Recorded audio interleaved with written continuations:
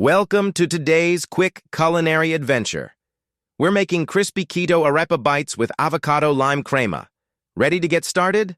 Let's dive in. First, we'll prepare our keto-friendly arepa dough.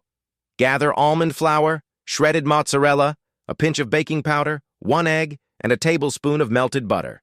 Mix the almond flour, baking powder, and mozzarella thoroughly. Now, crack in an egg and add the melted butter.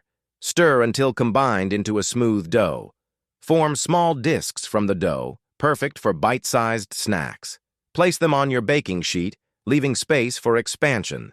Bake in a preheated oven at 375 degrees Fahrenheit for about 15 minutes, or until golden brown and crisp. While they bake, let's prepare the avocado lime crema. Blend a ripe avocado, juice of 1 lime, and a handful of cilantro until smooth. Spoon your creamy mixture into a decorative dish. It's ready to serve as the perfect dipping accompaniment.